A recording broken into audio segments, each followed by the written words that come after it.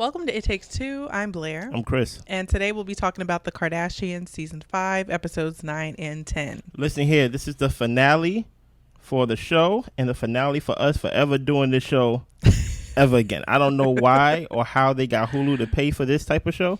But Blair, you ready to walk us through this for the last time? Yes. Let's go. So Chris is recovering from her procedure. Khloe and Scott go to visit her, and there really was not much conversation. Khloe was talking about how crazy it must have been for the first woman to be pregnant with a child, and then all of a sudden a baby comes out. You see what I mean? And Chris says, all right, y'all got something to do now? Y'all get on my nerves. Time for y'all to go. Mm-hmm.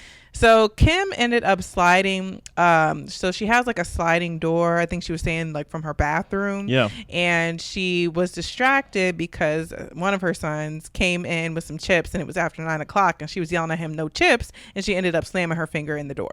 Listen here, I hate sliding doors as doors in the house, especially for the bathroom. I believe a bathroom should have a lock. Okay. It should be a door with hinges and should have a lock that people cannot just slide and just see me exposed or doing whatever I'm doing in the bathroom. Nobody should know what I'm doing in the bathroom because it's a place of privacy. Right. Thank you. So we see her go to the doctor, and the actual tip of her middle finger was broken off. But they were able to like suture it up, and it looked really gross, but they were able to save the finger to where she wouldn't have to have it amputated. And it was also the pointer finger next to it that got kind of like the skin got chipped as well, but the actual bone of the middle finger was the one that was fractured. Wow. So see, sliding doors are dangerous. So next we have Kim and Khloe. Kim tells Khloe that she met up with her therapist again. Yeah. And the therapist thinks that she is desensitized from trauma. She thinks that being calm is her superpower, but really the therapist thinks somewhere in your lifetime you were calm and that saved you and served you. But in a way that is your fight or flight. Being frozen. Yes. And so Khloe is like, well, we know what it is, the Paris situation. And she was right. She was like, she had somebody pointing a weapon to her head, dragging her across the floor, telling her that if she stayed calm, then everything would be okay. So she remained calm. And that's what she does a lot in a lot of high stress situations. Now, listen here. A lot of people don't believe that situation is real. I'm not here to say if it's real or not, but I'm happy that she's going to get help for it. Yeah. You know? So, but she's saying the issue is with her being calm is that people could take advantage of her calmness.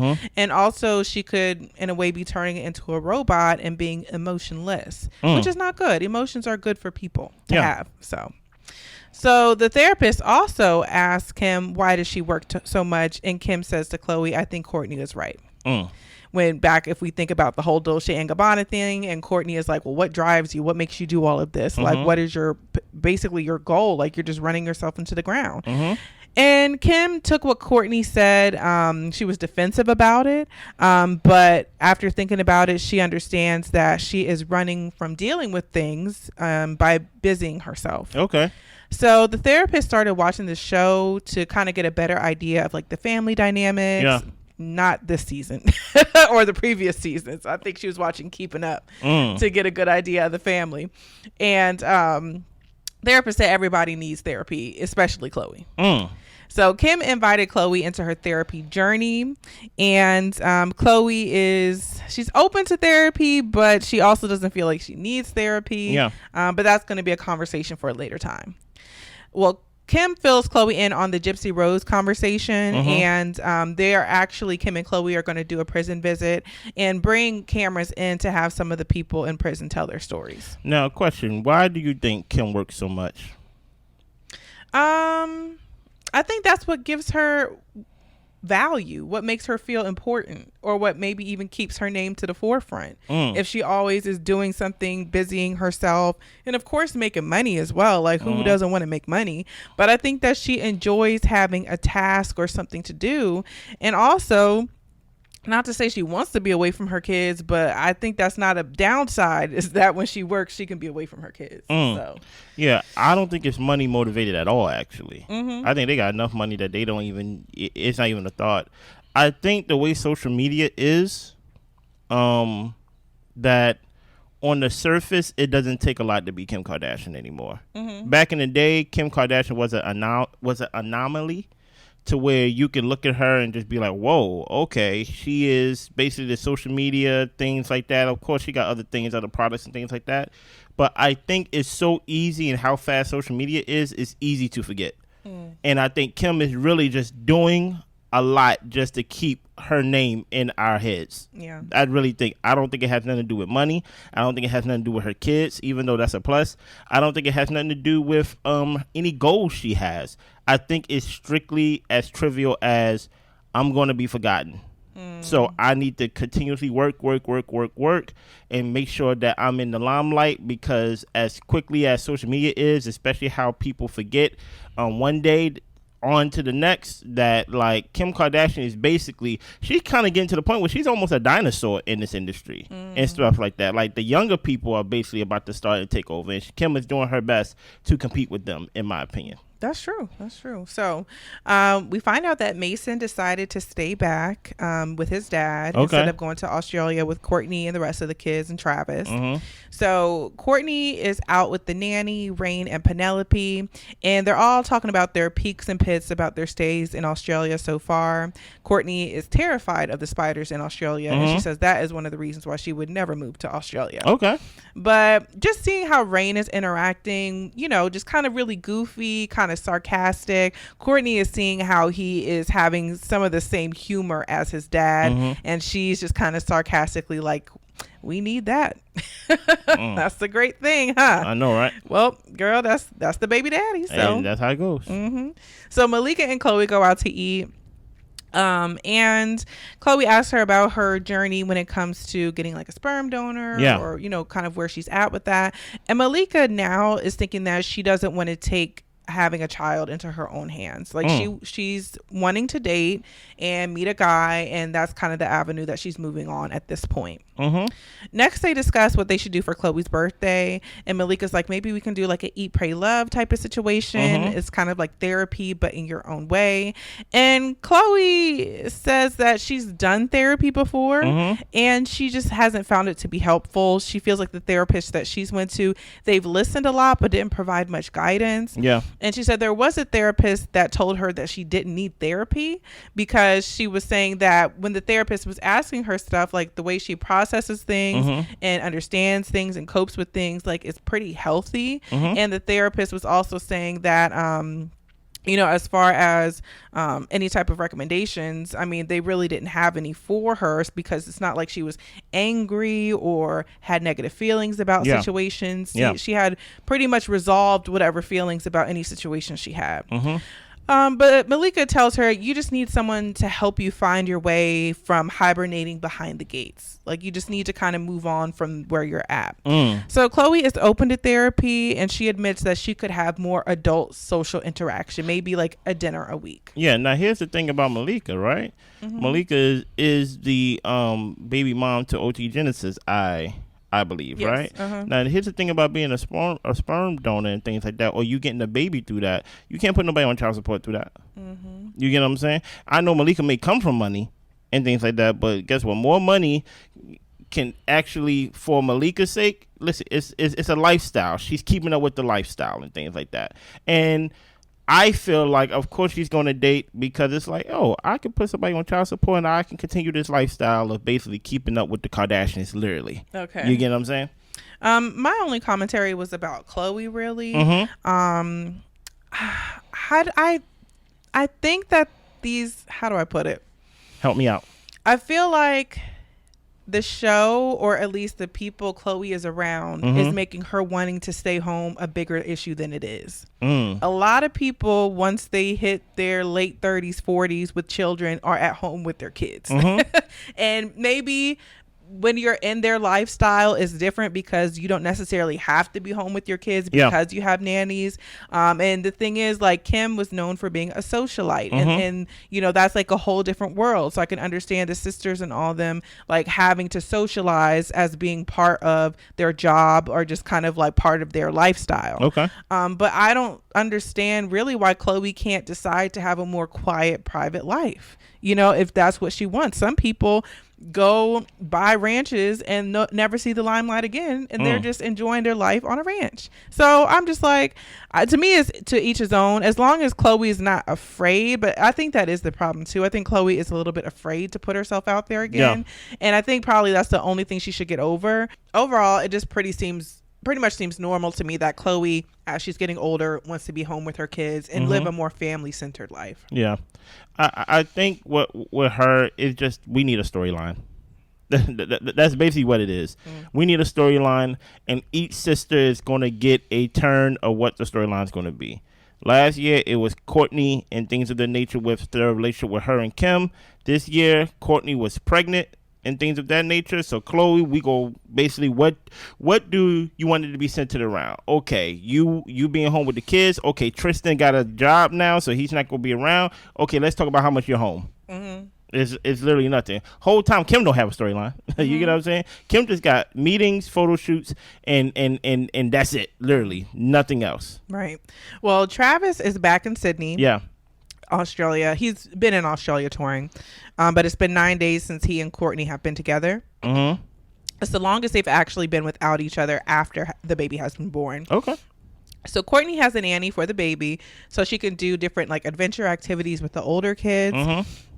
And of course, Travis and Kourtney are very affectionate. Yeah. Rain tells them that they need to relax so they don't have another baby so soon.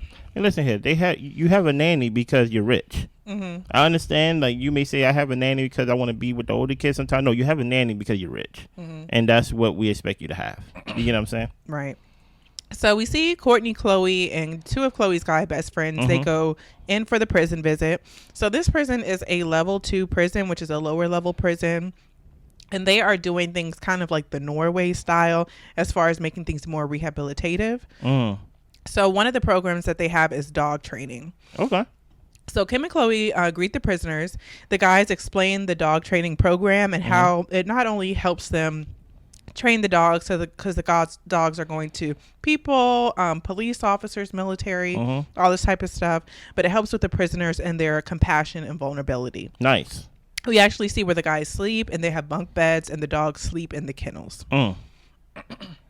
So, Kourtney invited Travis and the bandmate and the bandmate's wife, Mike and Sky, onto their yacht for lunch with the fam. Kourtney shares how she's antsy a little bit about leaving the baby, just making sure that he's on schedule. But that's kind of cut short because they're sightseeing as they're, on the yacht, seeing the Sydney Opera House, Botanical Gardens, and the whole family, they end up going to an amusement park. Nice. So back at the prison, they break up into groups to talk to the prisoners. We meet this one guy, Mike, who has life without parole. He talks about how he got his bachelor's degree, and he doesn't think he deserves a second chance, but he knows that he would never harm another individual. Okay. Kim says, I hope you get a second chance because you're worthy of that. What did Mike do? That's what I'm trying to figure out. Yeah. Kim, relax. Okay. Kim says that it's sad to hear how young everyone was when they committed their crimes. And to not have hope for a second chance is really tough. Some folks committed these crimes when they were teenagers, but you can be a totally different person by the time you reach your 40s. Yeah. And I believe that's true.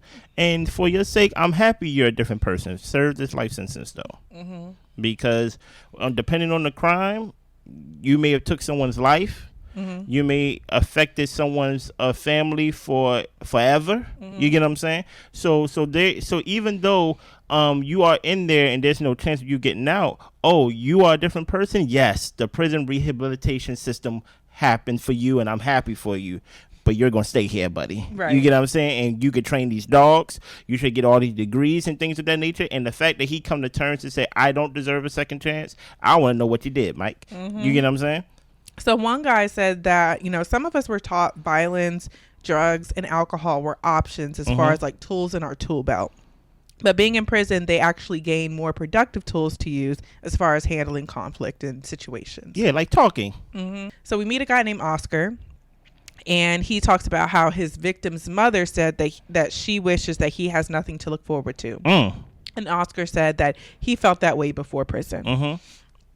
Khloe says that these guys need to be equipped with the tools for success if they ever do have a chance to get out. Yeah. My thoughts about that, I think it's a case-by-case basis. Of course. I think a lot of these cases where it's like low-level drug crimes, marijuana stuff, which I know like a lot of stuff in legislation is changing regarding that. A lot of people like were judged pretty harshly on some of those crimes. But on crimes of like taking someone's life, things like that, that really, how do I say it? You have to pay. Basically, it's irreversible. Yeah. You know, in that type of way. So I'm just like, yeah, whatever you get, you kind of have to get, and you are lucky or fortunate enough to still be alive to live a life, but the life will be within these walls. Yeah, and that's in itself is mercy in itself, because sometimes they do life for a life. Right. You get what I'm saying? You take a life, we take your life. But the fact that you get to keep your life, you get to get fed and things like that. You get to train dogs. You know what I mean? Like you find some type of purpose. Exactly. Yeah. So, Luna Park is the park where Kourtney took all the kids. Yeah. They had the whole park shut down for the whole day. It was an amusement park, and the kids rode rides. They played games. So it was a lot of nice family bonding stuff. Nice. So next they go to the women's facility, which is right next to the men's facility for the prison. The women are proud of the degrees that they've achieved while in prison. One lady said that she's proud that she learned violence isn't the only way. She's been a dog trainer, and she also has 3 degrees. Nice. Now, here's the thing. Can she use those degrees once she get out? I don't know. I don't even know if she's getting out. But the thing is, you know, you found purpose, and you're living your life, and, you know. Give me some real degrees. Don't give me Monopoly degrees, please. I think they're real degrees. No, I'm just saying, can I use it if I get out then? Like because my thing is all these people that's coming out of prison and things like that, and I don't know if that's the case for this lady. All these people coming out of prison and they only can work these jobs. I got 3 degrees. Well. Put me in charge of Google. Okay. Okay, please. So moving on to episode 10. Yes. Chris, so everybody's talking about this blood test. It's called the Horvath test. And this test is supposed to tell you what your biological age is compared to your chronological age. So what everyone wants to do, and it's between Chris, Kim, Khloe, and Scott, they are going to give some of their blood to this Horvath test so they can find out if they're younger than their actual age. Okay. And Chris is talking about how when she did, I think she did like a full body scan like a season or 2 ago, and they said that she was in her 40s and she is like 60 something. Did y'all see last season when she kicked her leg up in the air and things of that nature? She may be 40 something. She might. So Kourtney has enjoyed this 2 weeks of uninterrupted time with her kids. She is also happy Travis is back in Sydney. Kourtney FaceTimes Khloe while she's making her matcha. Tatum called her lovey, and Court was not feeling that because she's like, my mom is 20 years older than me. But Kourtney, you look like your mama. Okay. Now here's the thing about Kourtney. I know Kourtney came out of a real bad relationship, and hell, they even got him still on the show. You know what I'm saying? Do you feel like Kourtney is a bit obsessed with Travis?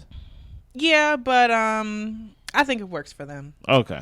Yeah, I think she's obsessed with him, but that's her guy. She loves him. They're very affectionate. And it seems like it works for them. If one of them was not affectionate, I think the other one would feel slighted. So I think that it works for them. I hope it does. So she fills Khloe in on how her date with Travis went. So they went out for Valentine's Day. He did a Rolls Royce dinner, and they even spent just a couple hours in a hotel to, have some alone time. But they went back to the kids. Just to have sex. Pretty much. So Kourtney says that she is a romantic. This is during her interview. Travis brings her like a latte and says that he thinks that he brought the romantic out of her. And to be honest, when she was with Scott, you did not see the romantic side because there was a lot of managing Scott. So I think she's in a place to where she can just actually relax, let her hair down, be loved on, be kissed on, and doesn't have to try to control or manage somebody who is erratic. Yeah, putting dollar bills in waiters' mouths and stuff like that. Right. So they have a date at the zoo planned later today for the whole family. Okay. Well, for just Rain. I think Rain just went. So Kim meets up with Jane Fonda, who is actually a board member of this company called Homeboy Industries. So this is an organization that helps formerly incarcerated people get jobs and get assimilated to the outside world. So Court goes to the zoo with her kids. They feed kangaroos. They see a koala. We learned that all koalas have chlamydia, so that's why you cannot touch koalas. Travis, he spent a little bit of time before he had to go, and then he goes to sound check. And I'm like, Travis is good for that because I'm not getting up till I have to get up. I'm gonna be sleeping until it's time for me to go. Okay. But that's nice. Thank you, Travis. Rain is begging to get each animal as a pet. He's like, I want one of those. I want one of those. Talking about I'm not giants, giraffes, koalas. Giraffes are giants. Okay. Kangaroos. He wants a pet of everything. So Kim, Khloe, and Scott give their blood to get their biological age checked. Kris is getting her blood drawn at her house. Kourtney takes the kids to Travis' show. Everything goes well there. She has the baby in the back with the nanny, and she's kind of walking back and forth because she's just breastfeeding on demand. So she's just always checking back and forth. So they get their blood results. Kris is 6 years younger. Okay, so you're still old. Kim is 34, 10 years younger. This is their biological age. And Khloe is in her 20s. So she is 12 years younger. Wait a minute, though. Is this pre-plastic surgery or post-plastic surgery? Post. This is the blood. I need to know. And I need to know if she had any blood transfusions lately. Okay. Because it may not be hers, you know?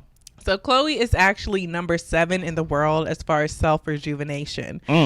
So they're saying that you got to thank your mom for your genes for how well you're aging. Scott's age is the same as his calendar age. And the doctor's saying, well, that just means that maybe at some point you weren't really focusing on your health. And he was like, well, yeah, I was doing drugs and alcohol for about 15 years, putting my body through it. And it wasn't until recently that he started taking more care of his health. Yeah, a little Ozempic. And also take that as a win, Scott, because you could be older. Right. You know? You could really not be here. So I think it's great that he's here. But Khloe, she's actually really excited because she's like talking about, I'm the fat sister and I'm the one who's the youngest and stuff like that. So she is just very happy with the strides that she's made in her health throughout all these years. So Kourtney is back from Australia. Kim meets up with her and shared that she went to therapy. Kim says that the way Kourtney would explain things, because she's like, Kourtney went to therapy. Kourtney was trying to tell us what we needed to do. But Kourtney, you were also kind of judgy and critical. Of course. So Kourtney can understand how she was coming across as being a know-it-all. But overall, she really felt that it would be something helpful for her family. Kourtney says that she does the calm thing too. She also considers it a superpower. But that's something that you do just to downplay everything, and it's a form of self-protection.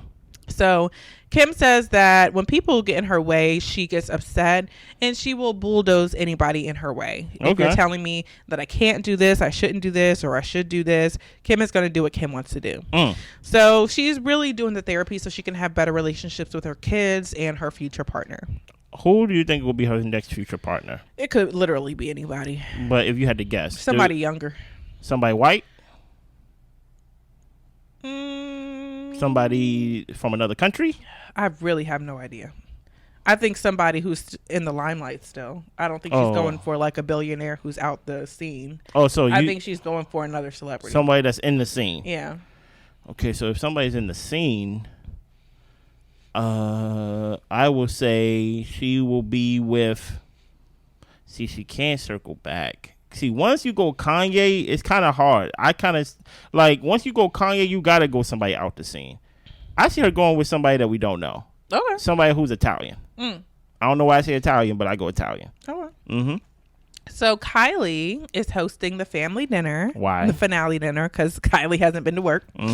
So she's got Nobu catering the event, and actually like the Nobu chefs are there cooking in her kitchen. I'm like, that's how you do it. So Kendall couldn't make it.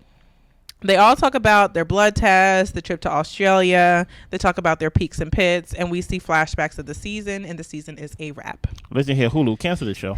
Yeah. Oh man. Hulu, cancel the show. This is a bad season, y'all. It really was. Bad 2 seasons. I've been reviewing for the past 2 seasons. And I think it's just because everybody's is in their own little silo. Like we see when people come together and have these like quick conversations recapping things that we've already seen, but y'all aren't living life together. And I can understand, like, look, when you get older, you have your own kids, you have your own family. I mean, you don't spend as much time with your core family. Yeah. But I'm just like, that's what makes it so special. If Kim wants to work, give her a show where we see her go to work every day. This ain't where I want to see. No, I don't want to see this either. Yeah. Y'all got 10 episodes, right? Y'all need 5. Y'all need a half a series, and y'all need an objective. Y'all need like the Kardashians family vacation. Y'all don't need just a show where y'all just show y'all everyday life. Y'all need a 2-week type of filming to where y'all get 5 episodes and y'all stop stealing from Hulu. You get what I'm saying? Because this is trash. This is ridiculous the way this show is, right? And the fact that people watch this show. Okay. You get what I'm saying? Do something better. Read a book, right? Because this show is literally have not progressed compared to how other reality TV shows have. And y'all, and for someone that wants to be in the limelight so much, Kim, y'all are definitely on the back burner when it comes to families that we want to see on TV. Yeah. Anything else? No, bye. We will not be back next season with this show. Y'all be good. Bye, y'all.